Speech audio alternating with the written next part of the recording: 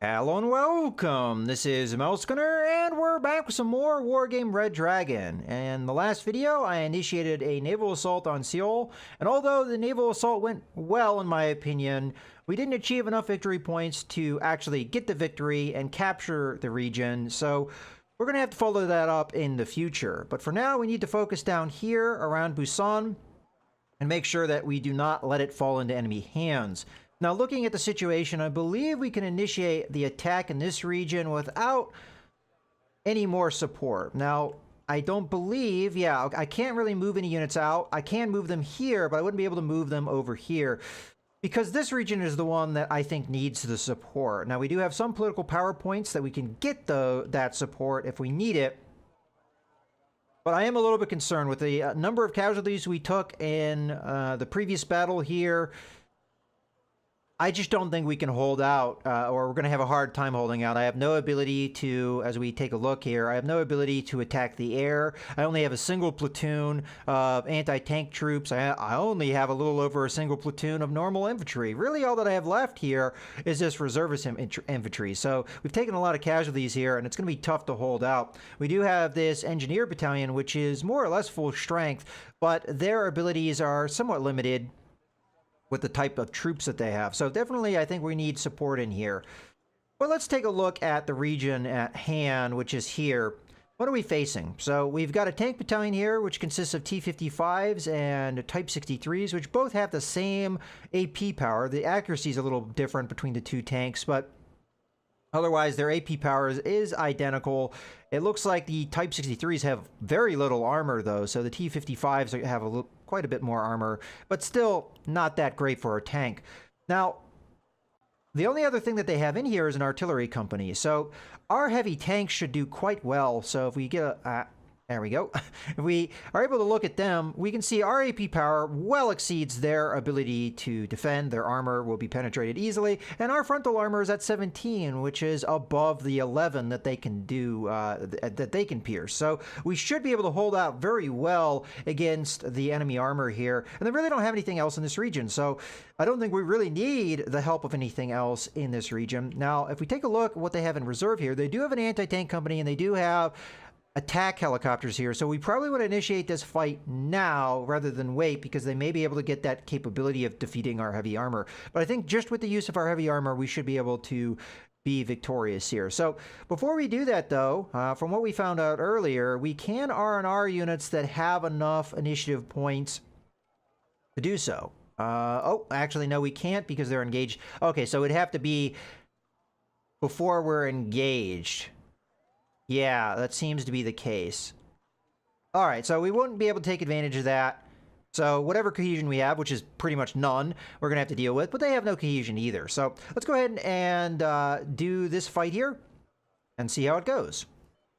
So we have no cohesion. They have no cohesion, which is going to give me quite a bit of an advantage, I believe, because we get no deployment points a turn for the cohesion that we have, and they only have their initial deployment zone, which gives them nothing, whereas we have this one, which gives us 2. So what we're going to need to do is we're going to need to surge forward and capture these 2 points, and then they won't be able to get any more deployments beyond their initial deployment because they're getting no uptick per turn. So that's going to really be in our advantage, I believe. Okay, and they only have 1 command vehicle, so if we are able to knock that out, that's going to be all she wrote for them. So that's what we're going to try and achieve here. Now, we only have 3 command vehicles ourselves, but hopefully we can work that out all right. We have a lot of support and everything, so let's go ahead and launch this battle. I think this is going to be... I didn't really take too much of a look at what we needed to achieve and everything, but we'll take a look at that here in the future. I'm going to assume that we have the morale advantage. As we can see, we only need 597 points to defeat them, I believe, is what that is saying here. And they need 1369, so quite a bit of an advantage here. All right, so we've got this zone. We're going to want to keep a hold of it. We'll just put this guy back in the woods back here so he's nice and defended. I don't think we need a forward operating base. We're going to be a little bit more mobile in this fight. Let's grab our other logistics vehicles. So we're going to want... Well, I think that was the cheap one that we had. So everything else here is going to be a little bit more expensive. As a matter of fact, Oh, that's not true. Ah, yeah, okay, so that's the one that we already have deployed. Yeah, so we're only going to be able to capture one more zone ourselves, and to be totally honest with you, the enemy is unable to capture any more points. So as far as I can tell, they're not going to be able to get deployment points regardless, because if they move their command vehicle from here, oh yeah, they can capture the deployment points, but they cannot actually get any deployment because, oh, actually, no, this is a deployment zone. So they're probably going to beeline for that. So we're going to need to make sure they do not capture that. All right, well, anyway, moving on to our stuff, we are going to want to at least deploy one command vehicle in here so that we can get our deployments in. Although, again, without the deployment points, that really doesn't matter too much. Okay, now we're going to deploy our tanks. So it's going to be a focus on the K1s because we know that they will not be able to knock these guys out. Not easily anyway. And I think we're just going to go, this guy's going to go into this region, and then this guy is going to go in this region. Now, that's all the K1 tanks we can deploy. Do we have recon that we can deploy here? These would be easily knocked out, but it would give us vision. Would not be able to defeat armor. It would be able to defeat the armor of, what were those? The Type 63s, I believe. They only had 2 armor. This has AP power of 2, so that actually would be useful. Rate of fire is pretty high, too, so that is an auto cannon. We can only afford 1, though. I could hold on to the points and look to get our other command vehicle in this region, which would give us more ability to have tanks, which would be nice. I think that's what we're going to deploy for now. We're just going to do our command vehicles and our tanks, and we're just going to let things lie. The only other thing that I would think to do is maybe put in these anti-tank vehicles in here, just so that we don't have the enemy come in and just take out our... What is the range on this cannon? I didn't really pay attention to what the range on the enemies... You know, to be totally honest with you, these M36s might be really good to help us with the advance too. But for now, I'm just going to put them in here, just kind of in reserve, so that we can defend our little command point here. I mean, it is a tank, and it will be able to knock out the enemy tanks as they come, but just as a precaution, because my enemy may be able to outnumber me just by how cheap their tanks are. Let's go ahead and slow this down to slow. I don't think we need to go much slower than that. And we're just going to ride right on up to the... Here it's going to be a little bit trickier. I think we're going to go... Let's go with move fast. And let's tell them to move here. Let's grab these guys and tell them to move fast. This way they will follow the road. This one's easier because we know we just have to hold the bridge. Here, it's a little trickier. I'm going to go for this bridge, but they could come up here. So we're going to move fast to here. All right, so moving fast tells them to go along the bridge, which is the main reason I did that. Okay, let's just tell these guys to go here. All right, we have no logistics vehicles, so it's going to be a little bit tougher. Oh, I have to deploy these guys. My bad. Now we're getting our deployment points. Now, we know that they're not getting any, so the longer this fight goes on, the more advantage will be, but also it'll take an extremely long time for us to get enough points to really do anything here, so...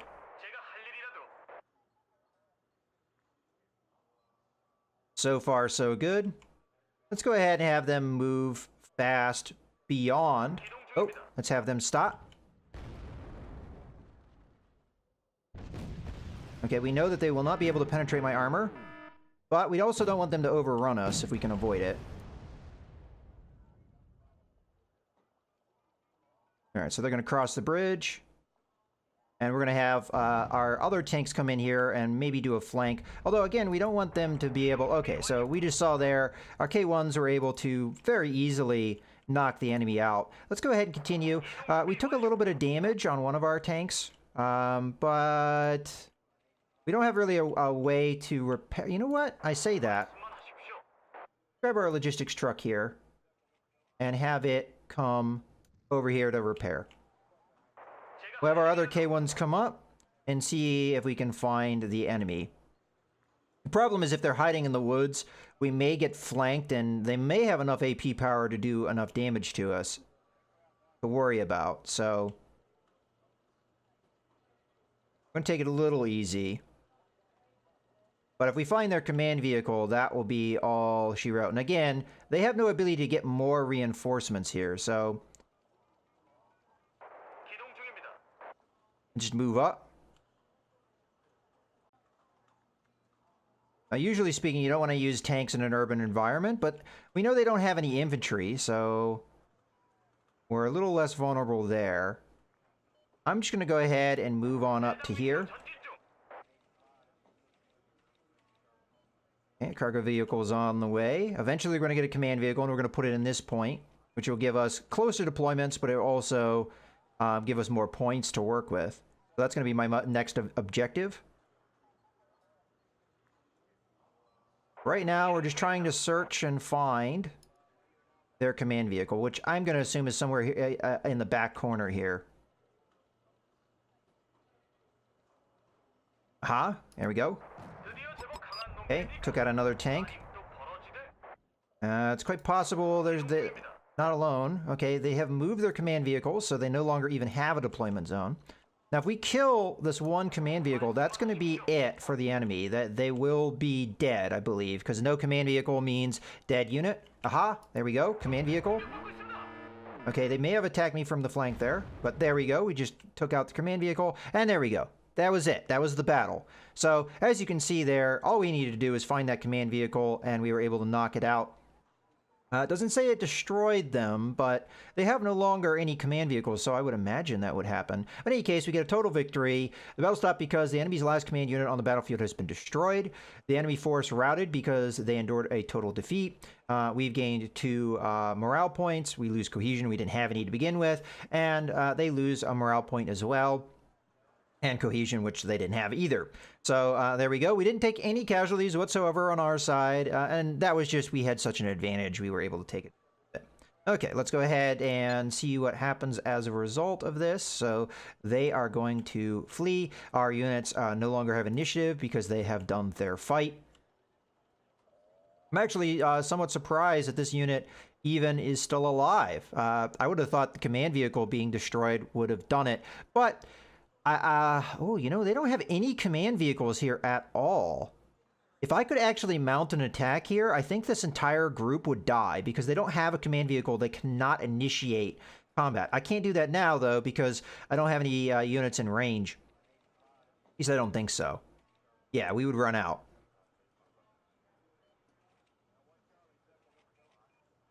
All right, well, that's a kind of short one. It was a quick battle, but I think we're going to wrap up here because usually speaking, the scope of this series is that I do 1 battle per video, so this is just going to be a little bit of a shorter one. So that was successful. We're able to drive our enemy away, and we will be able to follow up on that. The big thing here, though, is this aviation regiment. We don't know where this is going to end up. It could come in here to help out the fight here, which would be bad. What is in here? So a couple platoons of infantry and helicopters, and then the more dangerous thing here, we've got attack helicopters. So the AP power is only 16, though, so that is not quite enough to knock out a K1, but our K1s are over here. So the regiment could come over here to re-engage this fight, and then these units would be more useful again because they would have a command vehicle with them. So if this guy came in here and these guys followed up, they still could fight.